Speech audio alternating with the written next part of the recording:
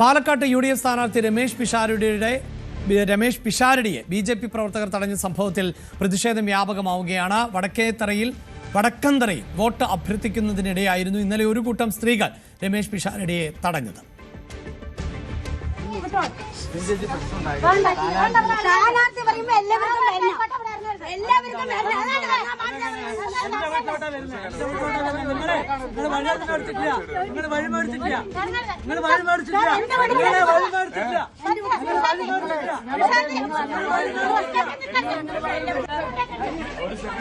മനക്കത്തോടെയൊക്കെ വാങ്ങി വെച്ച പോലെ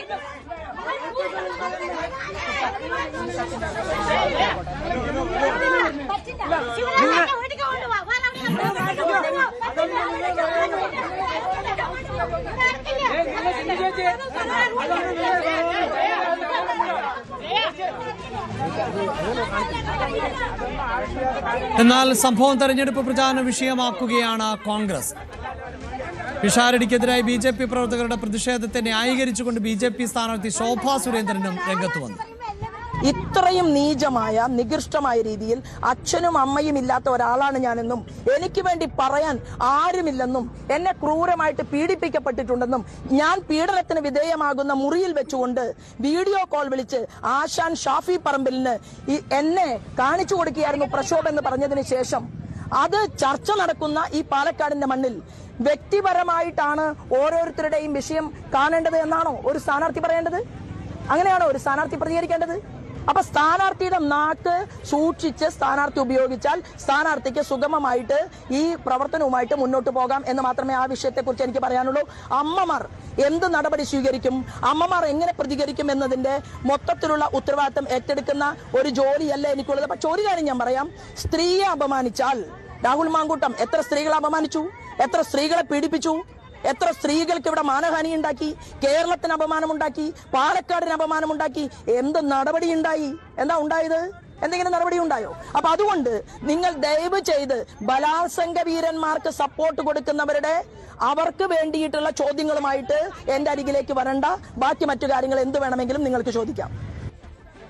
അതേസമയം സംഭവത്തിൽ രമേശ് പിഷാരടിക്ക് ഐക്യദാർഢ്യവുമായി LDF സ്ഥാനാർത്ഥി NMR റസാഖ് രംഗത്തെത്തി.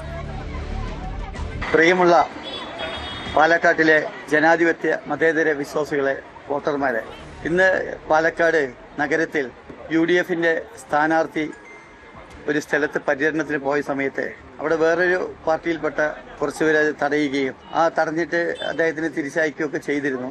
നമ്മളൊരു ജനാധിപത്യ രാജ്യത്തിലാണ് എല്ലാവരും ജീവിക്കുന്നത്. പ്രത്യേകിച്ച് പാലക്കാടിന്റെ മണ്ണിൽ ഇമാതിരിയുള്ള കാര്യങ്ങളൊന്നും നടക്കാറില്ല. പാലക്കാട്ടുകാരുടെ മനസ്സ് അങ്ങനെയുള്ളതല്ല. പ്രിയമുള്ള എല്ലാ പാർട്ടിയിൽപ്പെട്ടവരും ഇമാതിരിയുള്ള കാര്യങ്ങൾ ചെയ്യാതിരിക്കാൻ വേണ്ടി പരമാവധി ശ്രമിക്കണം. ഒരാള് നമ്മുടെ പ്രദേശത്ത് വന്ന് വോട്ട് ചോദിച്ചിട്ട് പോകുന്നത് കൊണ്ട് നമ്മളെ കൂടിയിരിക്കുന്ന ആൾക്കാരുടെ ആദർശം അങ്ങനെ മാറിപ്പോകുന്നില്ല. വോട്ട് ചോദിക്കാനുള്ള അവകാശം എല്ലാ സ്ഥാനാർത്ഥികൾക്കും ഉണ്ട്. അവരെല്ലാ സ്ഥലത്തും വന്ന് വോട്ട് ചോദിക്കട്ടെ. അതുകൊണ്ട് നിങ്ങളിൽ ഏത് പാർട്ടിയുടെ ആൾക്കാർക്കും അവരുടേതായ ഒരു ആദർശങ്ങൾ ഉണ്ടാകുമ്പോൾ അവർ ആദർശങ്ങളിൽ നിൽക്കുക. അവർ പെട്ടെന്ന് അങ്ങനെ പോകുന്ന സംവിധാനം ഒന്നുമല്ല. അങ്ങനെയൊന്നും ആരും പേടിക്കേണ്ട. അപ്പോൾ ആയതുകൊണ്ട് ഇമാതിരിയുള്ള ഈ വിദ്വേഷവും വെറുപ്പൊക്കെ ഉണ്ടാകുന്ന മറ്റുള്ള അണികളിൽ പ്രയാസങ്ങൾ ഉണ്ടാക്കുന്ന അല്ലെങ്കിൽ അവർക്ക് ഇതുപോലെ അതാണ്, അതായത് രാഷ്ട്രീയ എതിരാളിയാണ് റസാഖ്. അപ്പോൾ പോലും അദ്ദേഹം പറഞ്ഞ വാക്കുകളാണ് വളരെ പ്രധാനപ്പെട്ടത്. ഒരു ജനാധിപത്യ സംവിധാനത്തിൽ വോട്ട് അഭ്യർത്ഥിക്കാനുള്ള സ്വാതന്ത്ര്യം അത് ഈ സ്ഥാനാർത്ഥികളുടെ അവകാശം തന്നെയാണ്. അങ്ങനെയുള്ള ഒരു സ്ഥാനാർത്ഥി, അതുമാത്രവുമല്ല രമേശ് പിഷാരടിക്ക് നേരെ ഇത്തരത്തിലുള്ള വിവാദങ്ങളോ ആരോപണങ്ങളോ ഒന്നും ഉയർന്നു വന്നിട്ടില്ല. ഇനിയിപ്പോൾ സ്ഥലം MLAക്ക് നേരെയായിരുന്നു ആരോപണമെങ്കിൽ ഇത്തരം ജനപ്രതിനിധികൾക്ക് നേരത്തെയും ആരോപണങ്ങൾ ഉയർന്നു വന്നിട്ടുള്ള പശ്ചാത്തലമുണ്ട്. അത് BJPക്കുള്ളിൽ നേതാക്കൾക്കെതിരെയും സമാനമാകുന്ന ആരോപണങ്ങളൊക്കെ നിരവധിയായി നേരിട്ടിട്ടുണ്ട്. അവരോടൊപ്പമൊക്കെയാണ് ഈ സ്ത്രീകളും വേദി പങ്കിടുന്നത് എന്നതാണ്.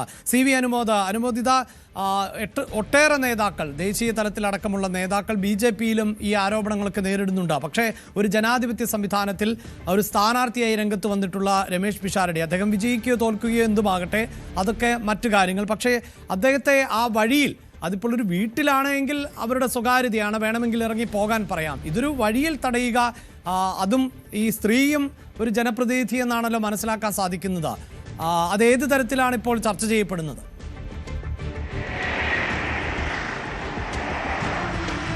അഭിലാഷ്, BJPക്ക് ഒരു ഭൂരിപക്ഷമുള്ള അത്യാവശ്യം പ്രവർത്തകർക്കുള്ള ഒരു മേഖലയാണ്. അവിടെ വെച്ചാണ് രമേശ് പിഷാരടിയെ തടഞ്ഞത്. സ്വാഭാവികമായിട്ടും ഈ ഒരു തെരഞ്ഞെടുപ്പിന്റെ ഗതി നിർണ്ണയിക്കുന്ന ഒരു സംഭവമായിട്ട് തന്നെയായിരിക്കും ഇത് മാറുക. പ്രത്യേകിച്ച് പൊതുസമൂഹം ഇതിനെ അത്ര സ്വീകരിക്കുന്ന തരത്തിലല്ല നിലപാട് സ്വീകരിക്കുന്നത്. കാരണം ഒരു സ്ഥാനാർത്ഥിയെ വോട്ട് ചോദിക്കാൻ അനുവദിക്കാതെ തടഞ്ഞു വെച്ച് പോവുക എന്നൊക്കെ പറയുമ്പോൾ അതിനോട് സ്ഥാനാർത്ഥി പ്രതികരിച്ചത് വളരെ മാന്യമായിട്ടാണ് എന്നുകൂടി. അവർ പ്രതിഷേധം ഉണ്ടാക്കുകയല്ലേ ചെയ്തത്, അതിനോട് പ്രതികരിച്ച് മടങ്ങുകയാണ് ചെയ്തത്.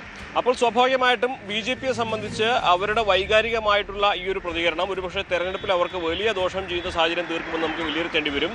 കോൺഗ്രസ് ആകട്ടെ ഈ വിഷയത്തിലുണ്ടാകുന്ന സൈലന്റ് ആയിട്ട് നിശബ്ദമായിട്ടുള്ള അവർക്ക് അനുകൂലമായിട്ടുള്ള സാഹചര്യം അത് ഈ തെരഞ്ഞെടുപ്പിൽ അവർക്ക് അനുകൂലമാവുന്നൊരു അവസ്ഥ ഉണ്ടാക്കുന്നൊരു കണക്കൂട്ടലാണ്. അത് വലിയ വിവാദമാക്കി ചർച്ചയാക്കുകയല്ലേ ചെയ്യുന്നത്. പകരം അതിനെ പക്വതയോടെ പ്രതികരിച്ച രമേശ് പിഷാരടിയുടെ ആ ഒരു പെരുമാറ്റത്തെയാണ് അവർ എടുത്തു കാണിക്കുന്നത്. സ്വാഭാവികമായിട്ടും ഇത് രണ്ടും തമ്മിലുള്ള താരതമ്യം, അതോടൊപ്പം ഈ വിഷയത്തിൽ ഇടതുപക്ഷ സ്ഥാനാർത്ഥി സ്വീകരിച്ച സമീപനം, ഇതെല്ലാം തന്നെ ജനങ്ങൾ ചർച്ച ചെയ്തുകൊണ്ടിരിക്കുകയാണ്. നിലവിലെ സാഹചര്യത്തിൽ അവിടെ പ്രക്ഷോഭിനെതിരായിട്ടുള്ള ആരോപണങ്ങളും രാഹുൽ മാങ്കൂട്ടത്തിനെതിരായ ആരോപണങ്ങളൊക്കെ വലിയ തോതിൽ തന്നെ ചർച്ചയാവുന്നതിനിടെയാണ് രമേശ് പിഷാരടി തടഞ്ഞത്. രമേശ് പിഷാരടി ഇതുമായിട്ട് നേരിട്ട് ബന്ധമുണ്ടോ എന്ന് അവർക്കും പറയാൻ കഴിയുന്ന സാഹചര്യമല്ല. മാത്രമല്ല ഇത്തരം വിഷയങ്ങളിൽ സ്ഥാനാർത്ഥിയെ തടഞ്ഞുകൊണ്ടല്ല പ്രതിഷേധിക്കേണ്ടത് എന്നാണ് സ്വാഭാവികമായിട്ടുള്ളൊരു പൊതുവികാരം പാലക്കാട് ഉണ്ടായിട്ടുള്ളത്. അപ്പോൾ ഈ തടഞ്ഞത് ഒരു പക്ഷേ ശോഭാ സുരേന്ദ്രന് തിരിച്ചടി ഉണ്ടാക്കുന്ന സാഹചര്യം ഉണ്ടാക്കിയേക്കുമോ എന്നൊരു വിലയിരുത്തൽ BJPക്ക് ഉള്ളിൽ തന്നെയുണ്ട്. ശോഭാ സുരേന്ദ്രന്റെ നമുക്കറിയാം പാലക്കാടിൽ BJPയിലെ അന്തഛിദ്രങ്ങളൊക്കെ പലപ്പോഴും ചർച്ചയായിട്ടുള്ളതാണ്, വലിയ വാർത്തയായിട്ടുള്ളതാണ്, വിവാദങ്ങളായിട്ടുള്ളതാണ്. അപ്പോൾ ശോഭാ സുരേന്ദ്രൻ അനുകൂലമായിട്ട് എന്തെങ്കിലും ഒരു പൊതുവികാരം ഉണ്ടെങ്കിൽ അത് ഇല്ലാതെയാക്കുവാൻ ഇത്തരം നീക്കങ്ങളോട് കഴിയുമോ, അല്ലെങ്കിൽ അത്തരത്തിൽ എന്തെങ്കിലും ആണോ സംഭവിച്ചിട്ടുള്ളതെന്ന ചർച്ചകളും സജീവമായിട്ടുണ്ട്. എന്നാണെങ്കിലും പാലക്കാട് തെരഞ്ഞെടുപ്പിന്റെ വിധി നിർണ്ണയിക്കുന്നതിൽ ആളുകൾക്ക് മുമ്പിൽ വളരെ നിർണായകമായിട്ട് ഇന്നലെ രമേശ് പിഷാരടിയെ തടഞ്ഞ ഈ സംഭവം വരുമെന്ന കാര്യത്തിൽ ഒരു തർക്കവുമില്ല. അതിനോട് ഇടതുപക്ഷം സ്വീകരിച്ച സമീപനവും UDFന്റെ സ്ഥാനാർത്ഥിയായ രമേശ് പിഷാരടിയുടെ മാന്യമായ സമീപനവും ഒക്കെ തന്നെ പൊതുജനം കാണുന്നതാണ്. ഇവിടെ ജനങ്ങൾക്ക് മുമ്പിൽ എന്ത് ന്യായീകരണം പറഞ്ഞായിരിക്കും ഇതിനെ പ്രതിരോധിക്കുക BJP ഇനിയുള്ള ദിവസങ്ങളിൽ എന്നുള്ളതാണ് കണ്ടറിയേണ്ടത്. അഭിലാഷ്. യെസ്, തീർച്ചയായും. എന്തായാലും BJP പ്രവർത്തകരെ അനുകൂലിച്ചുകൊണ്ടാണ് അവിടുത്തെ BJPയുടെ സ്ഥാനാർത്ഥി ശോഭാ സുരേന്ദ്രൻ രംഗത്ത് വന്നിട്ടുള്ളത്. വ്യക്തിപരമായ അഭിപ്രായങ്ങൾക്കുള്ള സ്വാതന്ത്ര്യം എല്ലാവർക്കും ഉണ്ട് എന്നത് BJP പ്രവർത്തകരെ മനസ്സിലാക്കുക. അതേത് സ്ഥാനാർത്ഥിയെ എവിടെ തടഞ്ഞാലും, ഇപ്പോൾ കേരളത്തിൽ പലപ്പോഴും കോട്ടകൾ എന്ന് വിശേഷിപ്പിക്കുന്ന ചില പൊളിറ്റിക്കൽ പാർട്ടികൾക്ക് അപ്രമാദിത്വമുള്ള ഇടങ്ങളുണ്ട്. അതിനർത്ഥം അവർ മാത്രം അവിടെ ജീവിച്ചാൽ മതി, അവർ മാത്രം അഭിപ്രായം പറഞ്ഞാൽ മതി എന്നല്ല. എല്ലാവർക്കും അഭിപ്രായ സ്വാതന്ത്ര്യമുണ്ട്. ഒരു തെരഞ്ഞെടുപ്പാണ്. അവിടെയുള്ള തെരഞ്ഞെടുപ്പിലേക്ക് ആളുകൾ എത്തുമ്പോൾ അവരെ തടഞ്ഞു നിർത്തുക അത് പൊതുസമൂഹം അംഗീകരിക്കുന്ന ഒന്നല്ല. തീർച്ചയായും അത് ഏത് രാഷ്ട്രീയ പാർട്ടിക്കാണെങ്കിലും ഗുണത്തെക്കാളേറെ ദോഷം ചെയ്യുക തന്നെയാണ് ചെയ്യുക. കാരണം വിദ്യാസമ്പന്നരായ ഒരു തലമുറയാണ് വളർന്നു വരുന്നത്. അവർക്ക് ഇത്തരം രാഷ്ട്രീയ മുതലെടുപ്പുകളെയൊക്കെ തിരിച്ചറിയാൻ കൂടിയുള്ള വിദ്യാഭ്യാസവും തിരിച്ചറിവും ഉണ്ട് എന്നതാണ് ഈ പുതുകാലഘട്ടത്തിൽ എല്ലാ രാഷ്ട്രീയ പാർട്ടികളും മനസ്സിലാക്കേണ്ടത്. കൂടുതൽ വാർത്തകൾക്ക് News 18 Keralam YouTube channel subscribe ചെയ്യുക.